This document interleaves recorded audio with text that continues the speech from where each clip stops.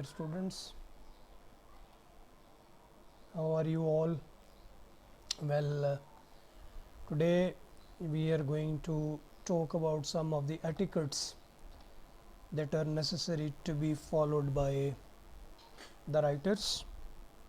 What actually we mean by the word etiquettes? Etiquettes, certain principles, certain formalities that you'll have to keep in your mind while writing these kinds of letters in written communication. Firstly, continuing with the series of etiquettes in communication, language expert Preeti Shedokar tells us about what we need to keep in mind while communicating in writing. And while we are communicating in writing, there are certain things that we need to keep in our minds. Let's talk about them. While written communication affords greater flexibility, since it can be edited and both composed and read at leisure or at one's pace, a great deal of care needs to be taken in order to ensure its effectiveness, as it can serve as a point of reference which one can turn to time and again, thus creating a more lasting impact. Now, let us very simply and in an easy way try to understand what actually the first etiquette or principle of written communication is all about. While written communication affords greater flexibility, देखिए जब हम लिख रहे होते हैं तो हमारे पास time होता है, हम सोच सकते हैं, हमारे पास बहुत फ्लेक्सिबिलिटी होती है चीज़ों को देखने की, सोचने की, उनको लिखने की, रीराइट करने की. तो this is what flexibility in written communication is all about.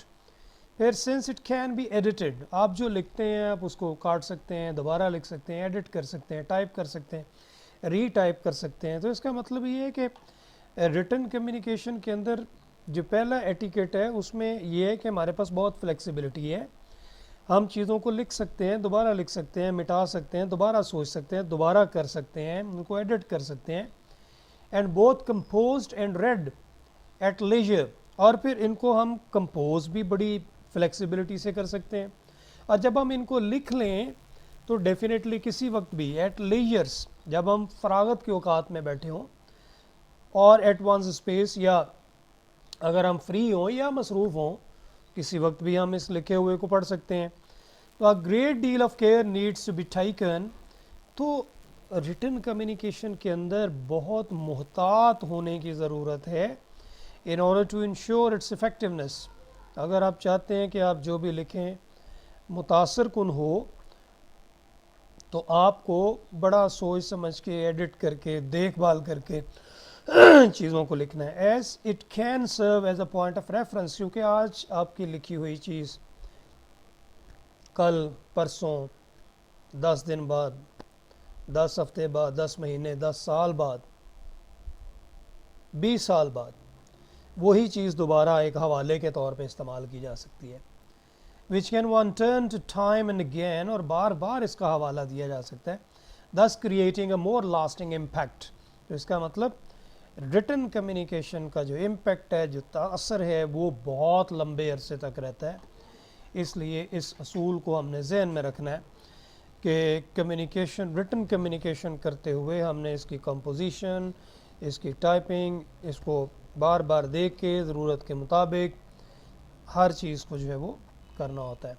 तो ये है, this is what is all about the flexibility in written communication. फिर नंबर 1 जो इसमें, अब हम कैटेगरी वाइज इनको देख लेते हैं. पहली चीज़ जो आपने रिटन वर्क में देखनी है, जैसे मैंने पहले आपको बताया कि इसमें फ्लेक्सिबिलिटी हो सकती है, इसको एडिट कर सकते हैं, री एडिट कर सकते हैं, इन चीज़ों को सोच सकते हैं.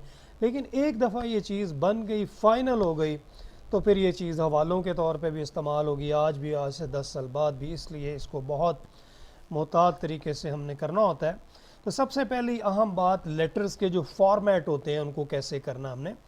The various formal writing forms have a pre determined universally accepted format that accompanies them. तो कोई भी लेटर आप लिखते हैं कायनाती तौर पर प्री डिटर्मिन्ड, पहले से ही तयशुदा उसका लिखने का एक अंदाज़, एक स्टाइल, एक फॉर्मेट, एक तरीक़ाकार बना हुआ है, तो जो उसके साथ साथ चलता है। This format which is largely based on universal writing conversation, ये पूरी दुनिया में जब ये रिटन गुफ्तगू होती है तो ये फॉर्मेट्स फॉलो किए जाते हैं। Serves to facilitate communication, whatever communication you are suppose to be having, this format is going to facilitate you, ये आपको फैसिलिटेट करेगा, आपको फ़ायदा देगा, आपको बताएगा कि वो लेटर आपने कैसे लिखना है। Bye eliminating miscommunication that may result through random writing style, अगर आप रैंडम राइटिंग कोई कभी किधर स्टाइल, एक प्रॉपर स्टाइल फॉलो नहीं करेंगे तो मिसकम्युनिकेशन होगी, इसका ख्याल रखना है। Moreover these formats are likely to change with time, और ये वक्त के साथ साथ बदलते रहते हैं, due to the evolving nature of communication और टेक्नोलॉजी और गुफ्तगू के बदलते हुए जो फितरत है उसके साथ साथ ये भी बदलते रहते हैं। For example the semi block format that was earlier the most relied upon format for letter writing has now given way to the full block format after the widespread of use of तो computer के इस्तेमाल के बाद formats में भी तब्दीली आई है। तो ये फुल ब्लॉक फॉर्मेट क्या है, सेमी ब्लॉक फॉर्मेट क्या है और मॉडिफाइड ब्लैक फॉर्मेट क्या है, इसकी तफसील आगे आ रही है, तो वो मैं आपको बताता हूँ। तो मुझे उम्मीद है कि आपको समझ आ गई होगी कि पहला एटिकेट जो है वो क्या है, वो है फोकस ऑन फॉर्मेट। आपने जो लेटर भी लिखना है उसका एक स्टाइल है, उसका एक तरीक़ाकार है, उसकी एक बनावट है, उसको हम फॉर्मेट कहते हैं, उसके मुताबिक हमने वो काम करना है। अगर उसके मुताबिक वो नहीं होगा तो यकीनी बात है मिसकम्युनिकेशन होने के चांसेस बहुत ज़्यादा हैं। तो एटिकेट्स के हवाले से आपको समझ आ गई कि फ़्लेक्सिबिलिटी होती है बहुत कम्युनिकेशन में, हमने देखभाल करके, समझ के, सोच के, चूँकि जो एक दफ़ा हमने लिख दिया उसे हम आराम से बैठ के भी पढ़ सकते हैं, फ़रागत के औकात में भी पढ़ सकते हैं, मसरूफ़ियत के औकात में भी पढ़ सकते हैं, लेकिन ये जहन में रखें कि वो बहुत इफ़ेक्टिव होना चाहिए, चूँकि आज से 10 साल बाद भी वो एक हवाले के तौर पे इस्तेमाल किया जा सकता है। फिर मैंने पहला आपको जो है वो एटिकेट बताया, प्रिंसिपल बताया रिटन कम्युनिकेशन का, वो मैंने बताया कि फॉर्मेट क्या होता है। फॉर्मेट जो है वो लेटर लिखने की एक बनावट है, एक तरीक़ाकार है, एक अंदाज़ है, और ये ब्लॉक फॉर्मेट भी होता है, फुल ब्लॉक फॉर्मेट भी, सेमी ब्लॉक फॉर्मेट भी। तो इन सारी चीज़ों को देख के तो ये हम इंशाल्लाह आगे इनको देखते हैं, ठीक है। I hope you have understood till this very point. तो हम बात करते हैं अपने अगले वीडियो में फॉर्मेट ऑफ लेटर्स की।